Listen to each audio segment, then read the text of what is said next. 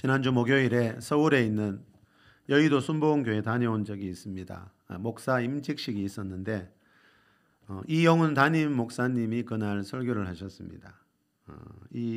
지난 2008년이지요. 이영훈 목사님이 조영기 목사님의 뒤를 이어서 담임 목사 취임식 하던 날 조영기 목사님이 많은 사람들 앞에서 이런 말을 했습니다. 이영훈 목사가 오늘이 있기까지의 비결은 교회를 철저하게 헌신 봉사한 장로 아버지와 전도사 어머니의 기도와 순종이 있었기 때문입니다. 자, 당시도 그랬지만 지금도 이 교회가 전 세계에서 우리나라에서 가장 큰 교회입니다. 그런 교회의 담임 목사가 된다는 것은 마음의 부담도 다르겠지만 하나님의 큰 은혜요, 축복입니다. 그런데 이 목사님이 그런 자리에 오르게 된 것은 이 조영기 목사님이 볼 때 무엇보다도 그 이용훈 목사님의 부모님의 헌신과 기도가 있었기 때문이라는 겁니다. 이 말은 하나님의 은혜와 축복은 부모에게서 자녀에게로 흘러간다라는 뜻입니다.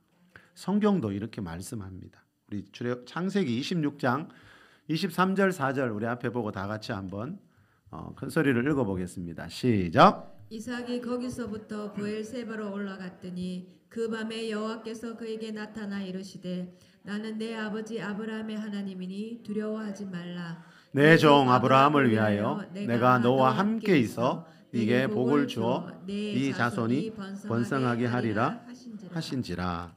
아멘. 자, 하나님이 이삭에게 나타나서 뭐라 그럽니까? 자신을 소개하면서 나는 그냥 하나님이다 안 그러고 네 아버지 아브라함의 하나님이다 이렇게 자신을 소개합니다.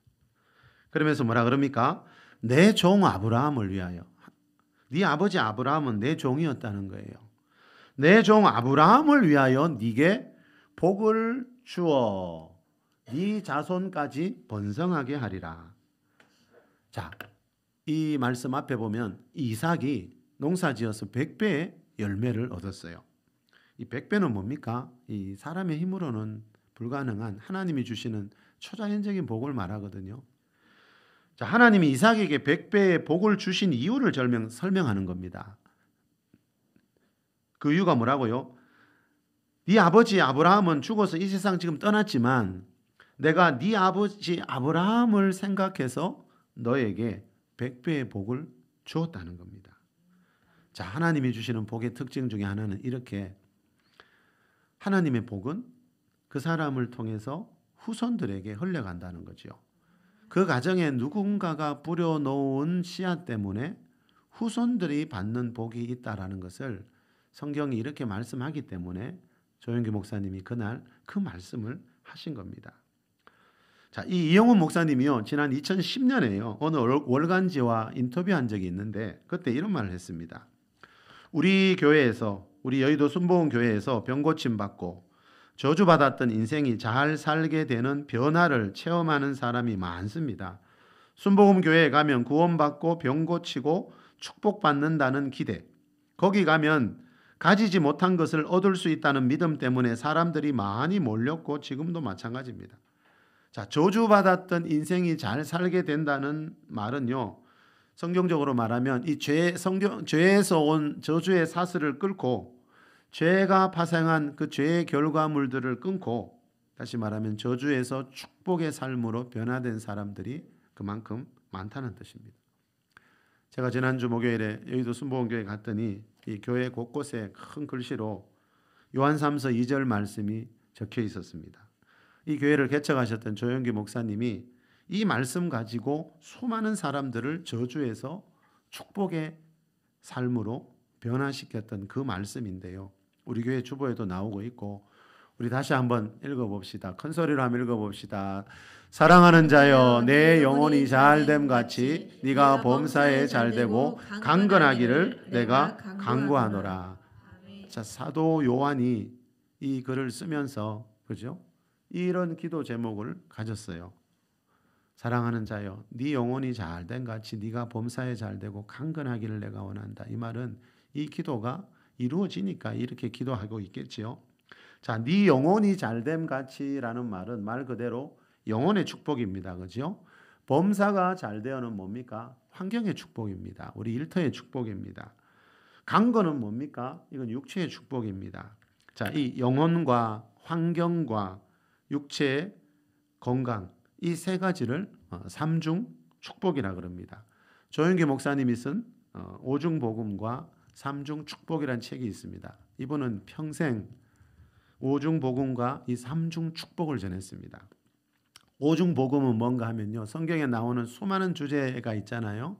그런데 그 성경에 나오는 수많은 주제 중에서 그 중에 이 순복음 교단에서 가장 강조하는 5가지 주제인 중생, 성령 충만, 축복, 신유, 하나님의 치유요, 재림 요 5가지를 오중 복음이라 합니다. 이 조영기 목사님은 살아계실 때 이 오중 복음과 삼중 축복을 복음의 진수다 이렇게 표현했어요.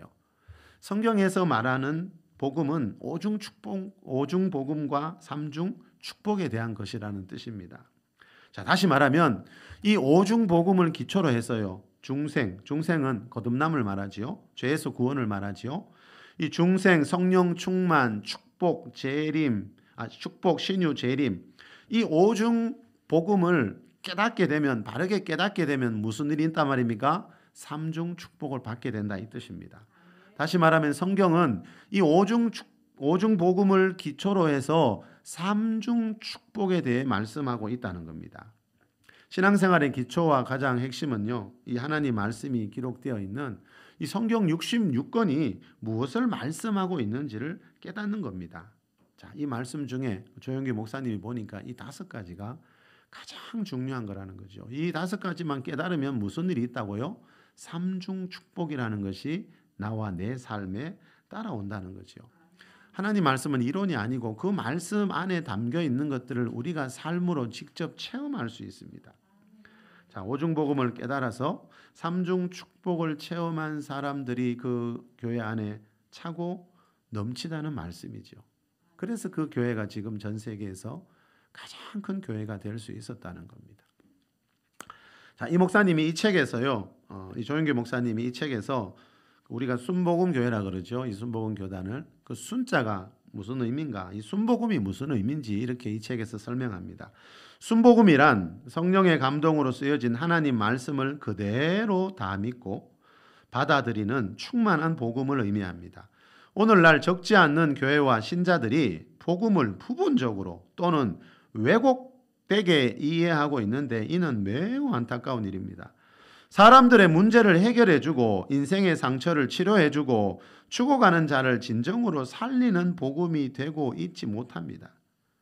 자, 성경에서 말하는 복음은 사람들의 문제를 해결해주고 인생의 상처를 치료해주고 죽어가는 자를 살리는 게 복음인데 안타깝게도 교회 다니고 있지만 이대로 체험하지 못하는 사람들이 많다는 겁니다.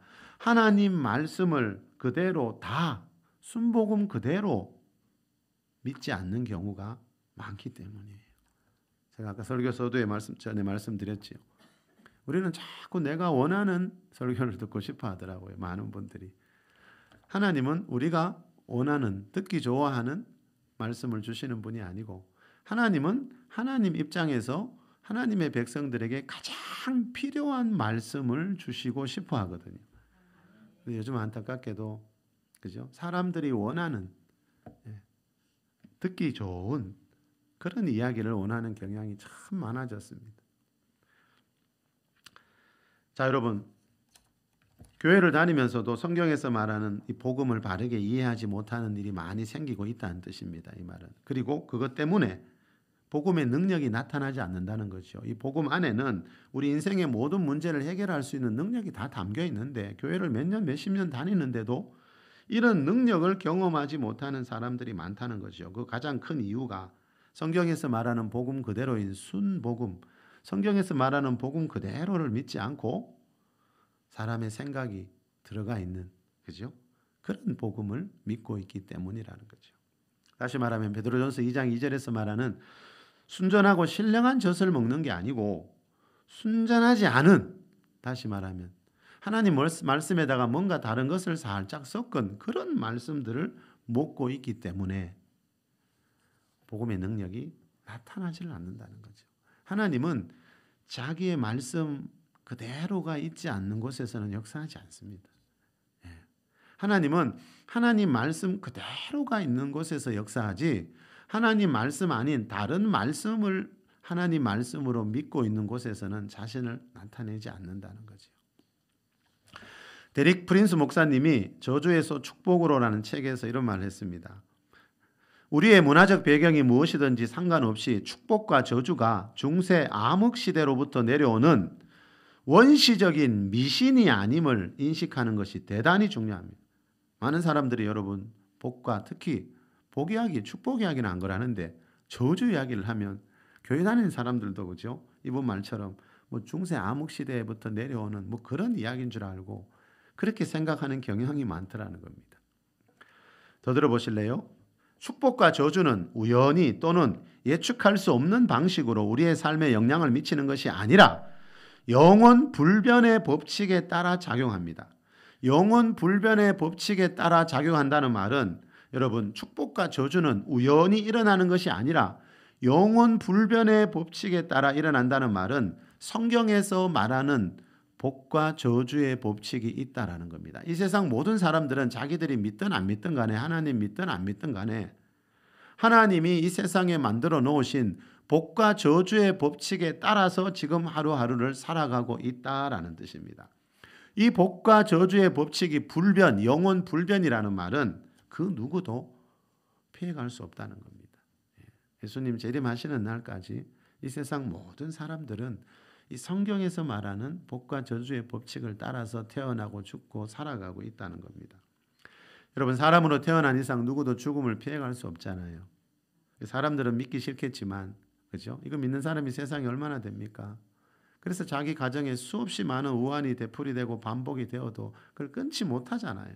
아무리 돈이 많은 집도 많이 배운 집도 재앙이 계속해서 대를 이어 내어가잖아요. 오늘 본문에 3대 천대란 말 나오지요. 여러분 주위에 있는 가까운 분들이라도 보십시오. 주위에 가깝게 지내는 분들 많잖아요. 그 가정에서 일어나는 일을 좀 보시라니까요. 그 할아버지, 아버지, 자녀들 때 반복해서 계속해서 이어지는 재앙들이 얼마나 많은지 금방 알 수 있습니다, 여러분. 이 복과 저주의 법칙이 영원 불변하다는 말은요. 사람들은 인정하든 하지 않든 이 세상을 창조하신 하나님이 만들어 놓은 성경에서 말하는 이 복과 저주의 법칙을 따라서 살아가고 있다는 거죠. 제가 오래전에 이 설교를 8주 한 적이 있습니다. 제 기억으로. 듣기 싫었겠죠. 매주 2달 동안 이 설교만 했습니다. 왜요? 너무 안타까웠어요. 교회 다니고 있는 그리스도인들이 이 세계를 모르고 있는 모습이 너무 안타까워서 제가 아주 오래전에 이 교회에서 2달 동안 이 설교만 한 적이 있습니다. 여러분 이거보다 더 중요한 게 뭐 있습니까? 우리 인생에 있습니까? 성경은 복과 저주에 대한 책입니다. 오늘 본문에도 나오지만 3, 4대의 저주, 천대의 축복 이야기하죠. 성경에서 이거보다 더 중요한 게 있습니까? 제가 볼 때 없더라고요. 그래서 그때는 2달 동안 이 주제를 계속 설교했습니다. 자, 성경은 한마디로 말하면 성경 66권 창세기부터 계시록까지 다 뭡니까? 하나님의 복과 이 땅에 흐르고 있는 죄로 인한 저주에 대한 말씀이 나옵니다. 오늘 밤 창세기 말씀에 나오지요. 최초의 사람 아담이 죄 지은 뒤에 하나님이 아담 보고 아담아 네 죄로 인하여 이 땅에는 저주가 흐르고 그러셨죠. 성경의 맨 마지막 본인 계시록에 가면은 천국을 소개하면서 뭐라 그러죠? 다시는 저주가 없고. 이 말은 뭐지요?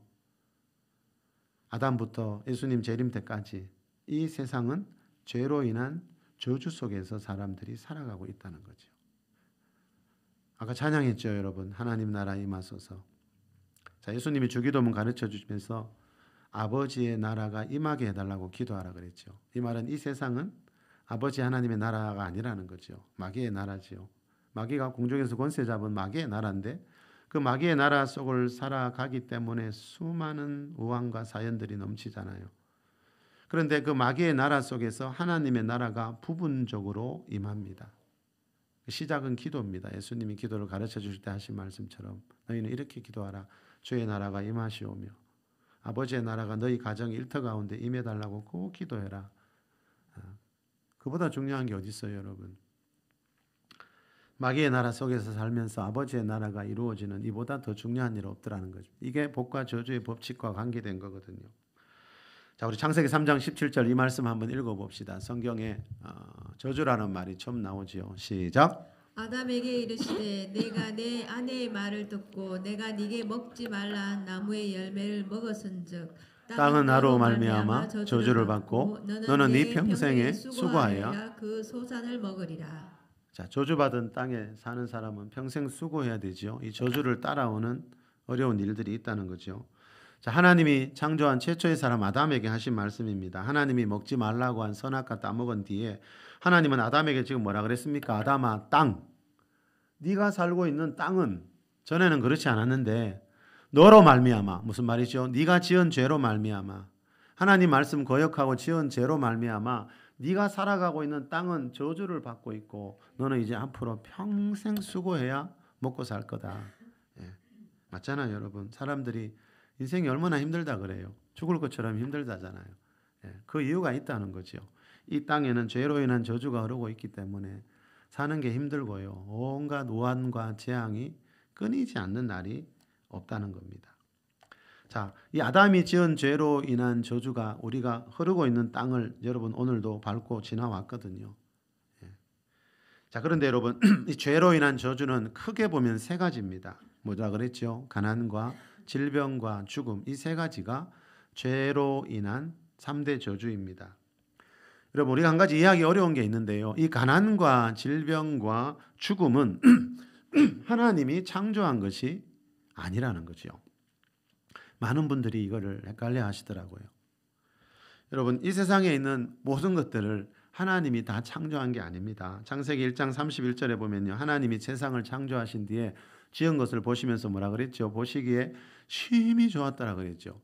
하나님이 이 세상 모든 것을 만드신 데 보니까 단 한 가지도 보기에 좋지 않은 게 없었어요. 보시기에 심히 좋았어요. 만약에 그때 여러분 이 세상에 가난이 있고 질병이 있고 죽음이 있었다면 하나님이 보시기에 심히 좋았다 그랬겠습니까? 가난과 질병과 죽음은 최초의 사람 아담이 하나님 말씀을 거역하고 죄를 지은 이후에 죄의 결과물로 생겨난 것들입니다. 아침에 해가 뜨고 밤에 해가 지지요, 여러분.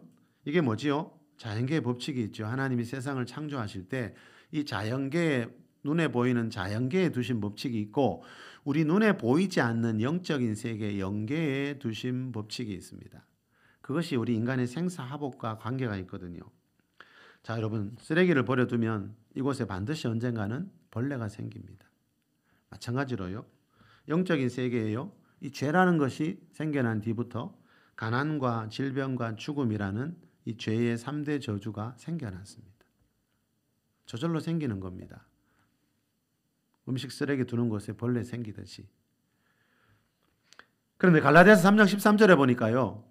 그리스도께서 우리를 위하여 저주를 받은 바 되셨대. 예수님은 하나님의 아들이고 똑같이 우리처럼 똑같은 인간의 모습을 하고 오셨지만 히브리서에 보니까 죄는 없으시다 그랬거든요.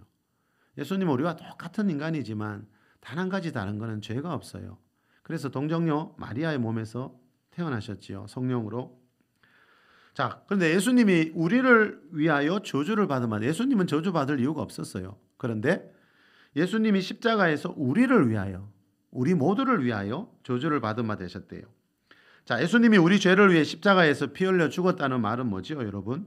십자가에서 우리가 받아야 될 저주를 대신 받아 주셨다라는 뜻입니다. 이 말은 예수님 믿고 죄에서 구원받은 자들은요, 이 가난과 질병과 죽음이라는 이 죄의 결과물들인 이런 저주에서 예수님이 마련해 오신 새로운 길, 축복의 길로 하나님 나라의 길로 나아갈 수 있는 길로 들어서게 되었다라는 뜻입니다. 예수님이 우리를 위해 저주를 받았으니까 이제 그 저주를 우리가 받을 필요가 없다는 뜻이잖아요. 그래서 고린도후서 8장 9절에 보면요. 그의 가난함으로 말미암아 너희를 부요하게 하려 하심이라는 말씀이 있습니다. 예수님이 십자가에서 가난해지셨지요. 옷 한 벌도 제대로 못 입고 벌거벗은 채로, 그렇죠? 자, 예수님이 십자가 안에는 천국 가는 길만 있는 게 아니고 이 땅에서 가난한 자들이 재정적으로 부요해지는 길도 있다는 거죠. 마태복음 4장 23절에 보면 예수님이 백성 중에 모든 병과 약한 것을 고치시고 있지요. 예수님은 우리 영혼육에 생기는 모든 병을 치유하고 싶어서 이 세상에 오셨다는 거죠. 고린도전서 15장 3절에 보면요, 예수님이 우리 죄를 위하여 죽으시고 사흘 만에 다시 살아나사라는 말씀이 있는데, 이 말씀을 믿을 때 무슨 일이 생기나 하면요, 예수님이 십자가에서 죽으시고 지금 묻혀 계신 게 아니고 사흘 뒤에 무덤에서 부활하셨다는 이 말씀을 믿으면 제일 먼저 무슨 일이 생기나 하면요, 죽음에 대한 두려움이 사라지게 됩니다. 사람들이 가장 두려워하는 게 뭡니까? 자기의 죽음이잖아요.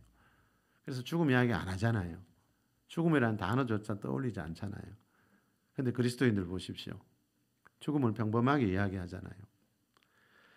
예수님은 우리가 죽음의 두려움 속에 살지 말라고 죽음 뒤에 부활이 있다라는 것을 보여주셨습니다. 자, 이렇게 예수님은요, 십자가와 부활을 통해서 뭘 하셨습니까? 이 가난과 질병과 죽음이라는 우리 인생의 가장 중요한 문제, 이 가난과 질병과 죽음이라는 저주 속에서 살아가는 자들에게 부요와 건강과 영원한 생명의 길, 부활의 길이 있다라는 것을 보여주셨습니다. 여러분, 이 세상에 수많은 사람들이, 그죠? 수많은 민족들이 참으로 다양한 모습으로 살아가고 있는 것 같지만 성경이 볼 때는 두 종류의 사람밖에 없습니다. 이 죄의 문제를 해결하지 못해서 죄의 저주 속에 살아가는 사람이 있고요, 죄의 저주에서 풀려나서 삼중 축복의 길로 가는 사람들이 있고요.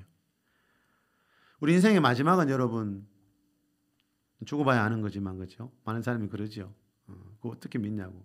죽어봐야 아는 거지만, 우리 인생의 마지막은 성경은 천국과 지옥이라고 말씀합니다. 그런데 천국과 지옥은 하나님이 결정하는 게 아니라, 그죠? 하나님이 그 사람 태어나기 전부터 저 사람은 천국 보내고 저 사람 지옥 보내기로 결정하셨다는 이런 또 말을 믿고 있는 곳이 참 많더라고요. 그 성경하고 맞지 않는 겁니다, 여러분. 디모데전서에 나오죠. 하나님은 모든 사람을 구원하기를 원하신다고 분명히 나오는데, 하나님은 모든 사람이 예수님 믿고 구원받기를 원하신다고 성경에 분명히 나오는데 많은 사람들이 뭐라 그러죠? 전 수없이 들었거든요.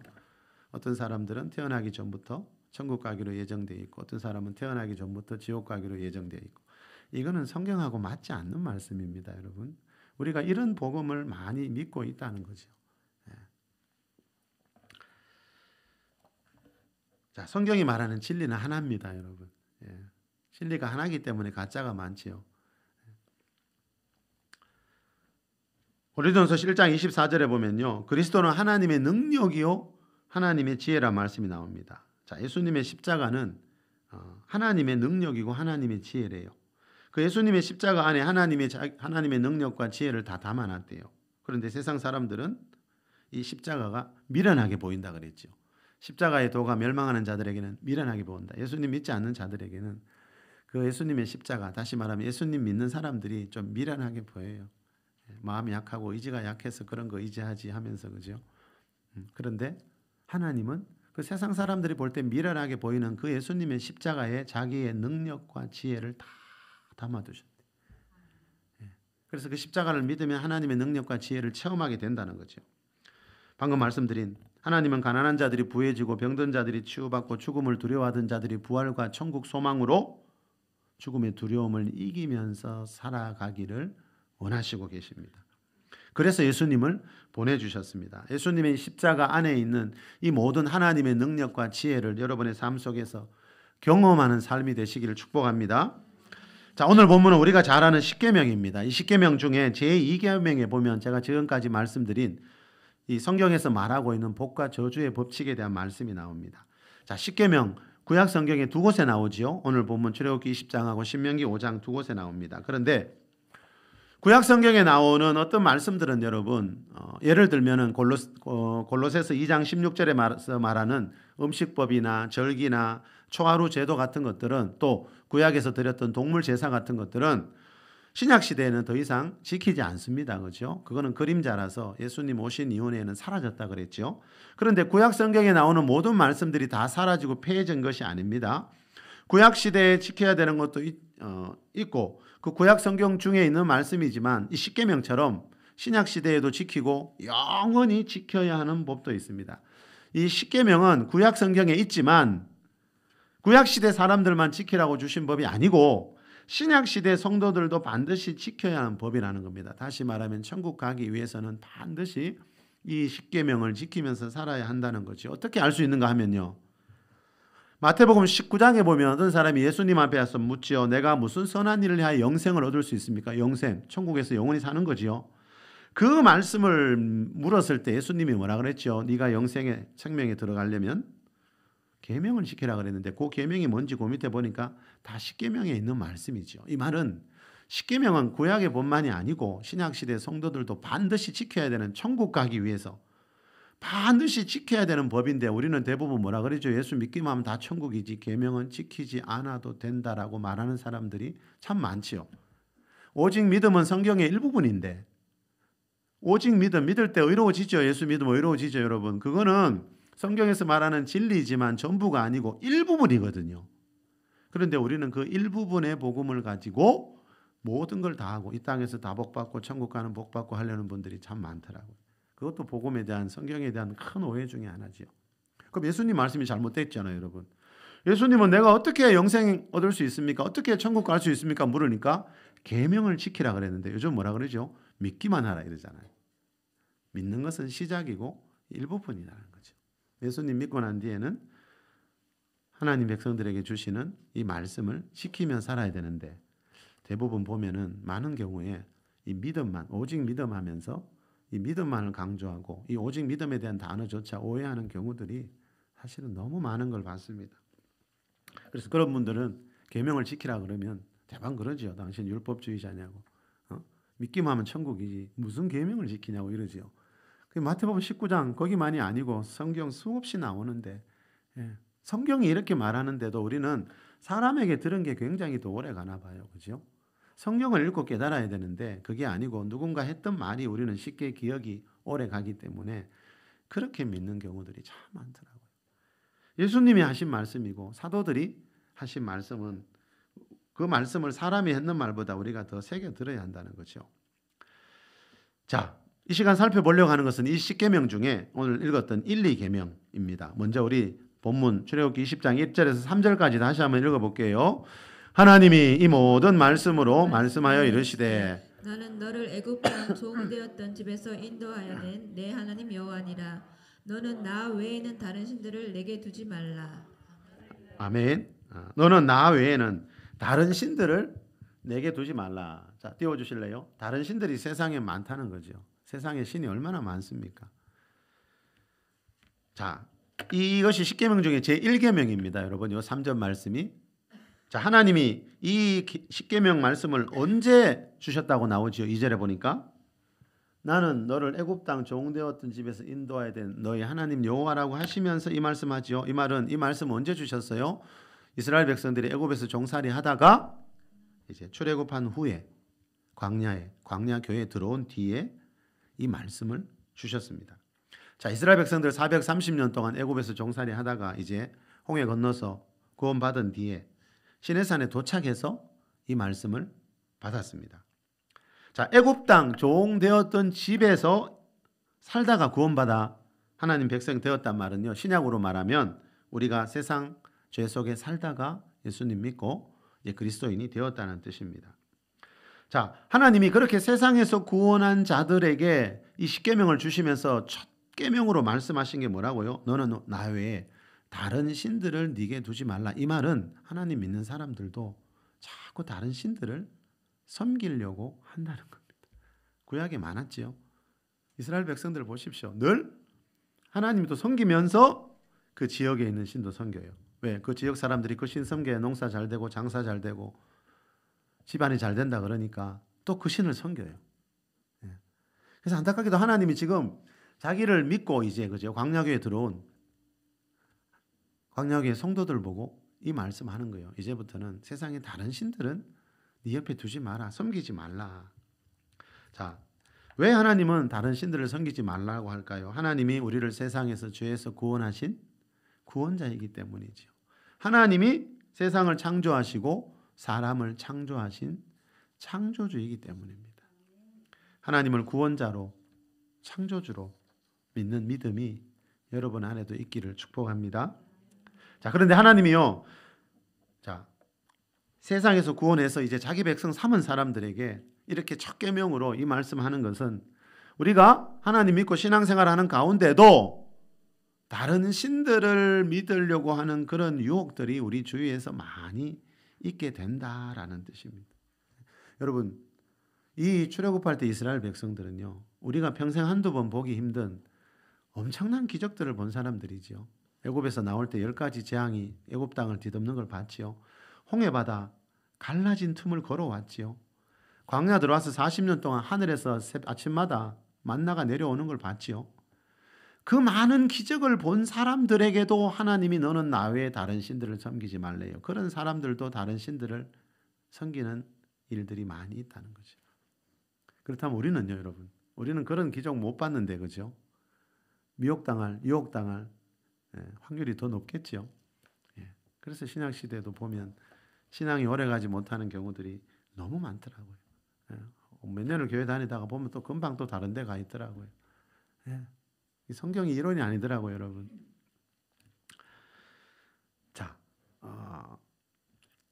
너는 나 외에 다른 신들을 두지 말라는 이 1계명하고 비슷한 말씀이 2계명에도 나옵니다. 자, 우리 오늘 본문 출애굽기 20장 2계명 4절에서 6절 같이 읽어봅시다. 너를 위하여 시작. 너를 위하여 새긴 우상을 만들지 말고 또 위로 하늘에 있는 것이나 아래로 땅에 있는 것이나 땅 아래 물속에 있는 것에 어떤 형상도 만들지 말며 그것들에게 절하지 말며 그것들을 섬기지 말라. 내 여호와는 질투하는 하나님인즉 나를 미워하는 자의 죄를 갚되 아버지로부터 아들에게로 3, 4대까지 이르게 하거니와 나를 사랑하고 내 계명을 지키는 자에게는 천대까지 은혜를 베푸느니라. 아멘. 자, 천대란 말이 나오죠. 5절에는 3, 4대라는 말이 나오죠. 자, 성경에서 말하는 복과 저주의 법칙에 대해서 지금 말씀하고 있습니다. 자, 나를 미워하는 자의 5절 중간에 보니까요. 나를 미워하는 자의 죄를 갚되 아버지로부터 아들에게로 3, 4대까지 이르게 한다 그랬죠. 자, 좀 나를 미워하는 자, 여러분, 하나님을 미워하는 게 뭘까요? 이거 나오죠. 어떤 형상을 만들어서 그 앞에서 절하는 거, 그걸 섬기는 거. 자, 그게 하나님을 미워하는 겁니다. 창조주 하나님을 미워하는 행동입니다. 그래서 이 1, 2계명 가장 중요한 계명은 뭡니까? 하나님 외에 다른 신 섬기지 말고 어떤 형상 만들어서 그게 신이라고 그 앞에서 절하지 말라. 이게 사람이 하나님 앞에 짓는 가장 무서운 가장 큰 죄입니다. 이 죄가 얼마나 무서우면 이 죄의 결과는 네 아들, 손자 3, 4대까지 흘러갑니다. 그 가문 안에서 누군가가 여러분 이런 우상 숭배를 하게 되면요. 그 결과가 아들, 후손들 3, 4대까지 흘러간다라고 지금 하나님이 말씀하고 있습니까? 누구에게요? 하나님을 믿는 사람에게. 이걸 꼭 기억해야 됩니다. 여러분 성경 말씀만 좀 기억했으면 좋겠어요. 세상 사람들이, 교회 다니는 사람들이 뭐라 그러든지 간에. 요즘은 교단마다, 교회마다, 그죠? 믿는 게 참 다른 경우가 많지요. 우리 그동안 많이 살펴봤지요. 교단의 교리도 다르고, 그죠? 교회마다 믿는 게 다 달라요. 성령론도 다르고, 구원론도 다르고, 종말론도 다르고. 그래서 삼위일체 하나님을 믿는 교회를 정통교회라 그러거든요. 근데 그 정통교회 안에도 교단의 교리가 엄청 다른 거 우리 살펴봤지요. 근데 이거에 대한 것도 마찬가지예요. 복과 저주에 대한 것도. 예수만 믿으면 내 가정, 가문 안에 수백 년, 수천 년 내려온 저주가 다 끊어진다. 그렇게 말하는 분들 많더라고요. 근데 그 말이 맞을까요? 그게 맞으면 얼마나 좋겠어요. 저부터 춤을 출 것 같아요.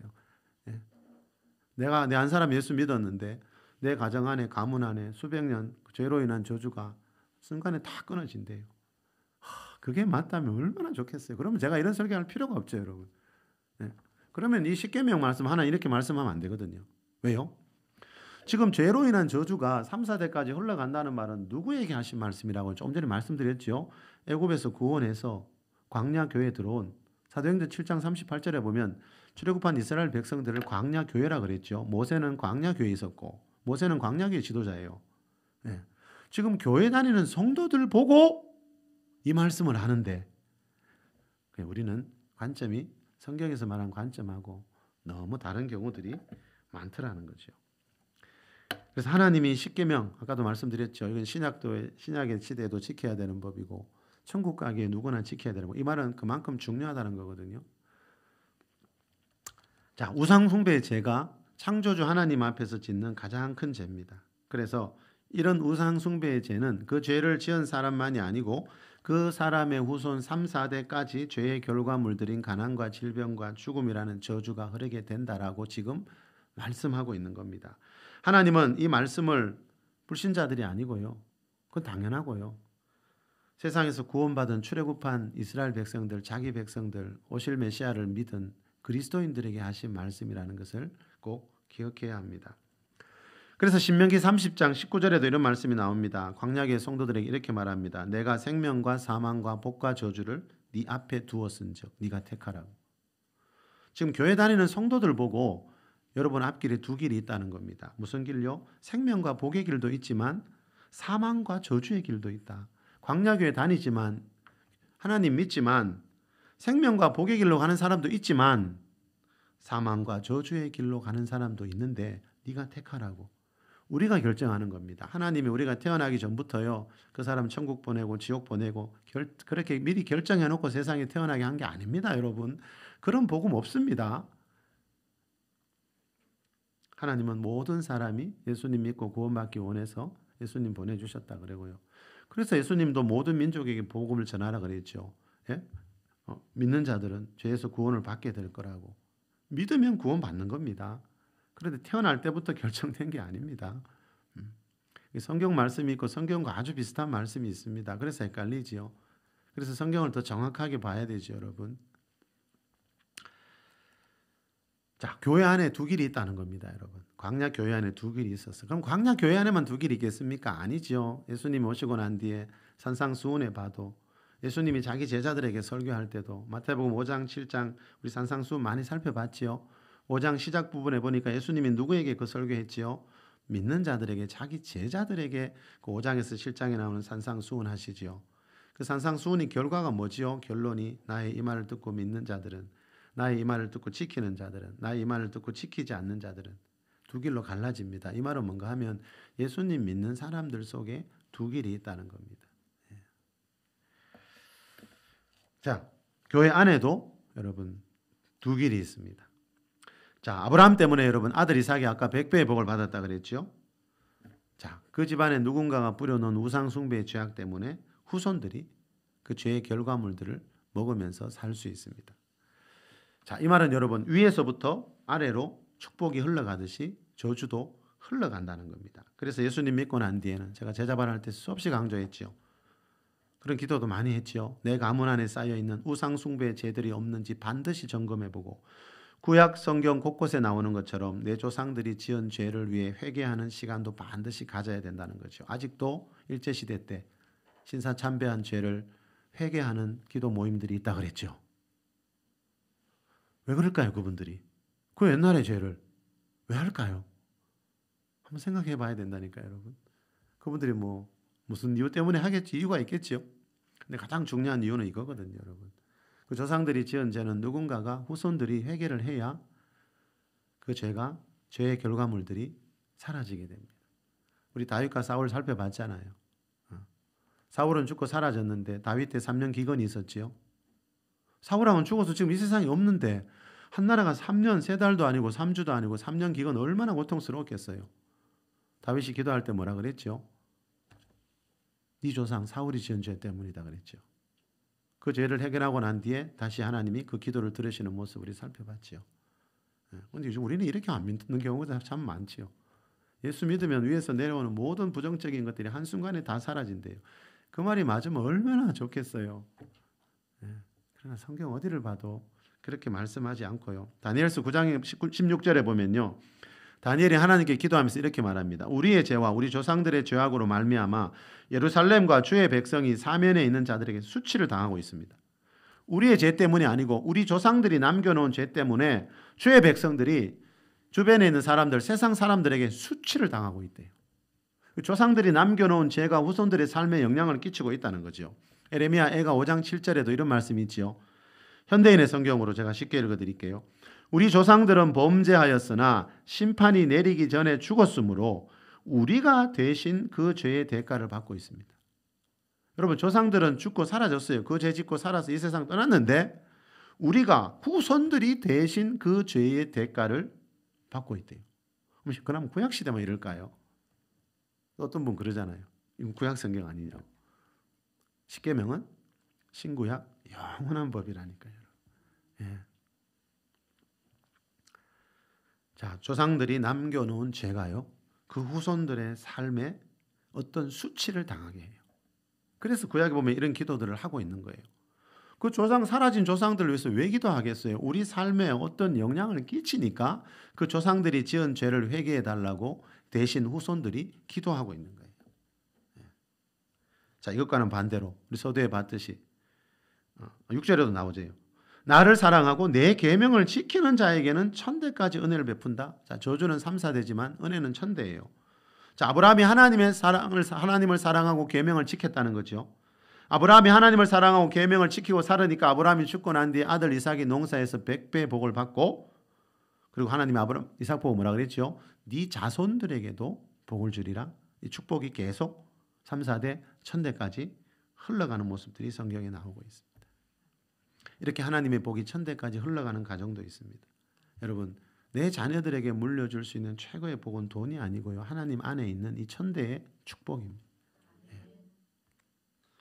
하나님 없이도 부귀영화 누리면서 돈 많이 벌 수 있죠, 여러분. 그런데 중요한 것은 그것이 얼마나 오래 가느냐, 1000대까지 가느냐 이거죠. 3, 4대, 여러분 세상의 복을 보십시오. 3, 4대 몇 대 가지 않아서 끊어지는 복들이 참 많습니다. 예. 여러분 재벌 기업들도 사라지는 기업들이 그렇게 많다며요. 예. 여러분 자녀들에게 아무리 많은 돈을 물려주어도요, 이 땅에 흐르고 있는 이 복과 저주의 법칙을 알지 못하면 언젠가는 그 죄의 결과물인 가난과 질병과 죽음의 고통을 당하는 날이 오게 되는 것이 사람의 인생이라는 거죠. 그런데 하나님 나라의 복은, 천대는 뭐지요? 영원이라는 뜻이죠. 여러분 영원히 흘러가는 복이 있습니다. 이 땅에서 천국까지 영원히 이어지는 복이 있습니다. 갈라디아서 3장 7절에 보면요, 우리가 예수님 믿는 순간에 아브라함의 후손이 된다 그랬죠. 아브라함의 후손이 된다는 말은 뭐라 그랬죠? 아브라함이 받았던 복을 똑같이 받을 수 있다 그랬죠. 자, 아브라함은 무슨 복을 받았습니까? 천대의 복을 받아서 그 후손들에게 물려주고 이 세상 떠났습니다. 중요한 것은 마지막으로 아브라함이 그 가정에 천대 축복의 문을 열어둘 수 있었던 비결은 오늘 본문 6절 말씀처럼 이 땅에 살아있을 때 하나님을 사랑하고 계명을 지키는 삶을 살았기 때문이라는 겁니다. 저와 여러분도 먼저는 하나님을 사랑하고 하나님의 계명을 지키면서 살아가는 자들이 될 수 있기를 바랍니다. 그래서 하나님 나라 안에 있는 이 천대 축복의 문을 열어서 내 후손들에게 물려주는 말씀의 주인공들이 될 수 있기를 예수 그리스도의 이름으로 축원합니다.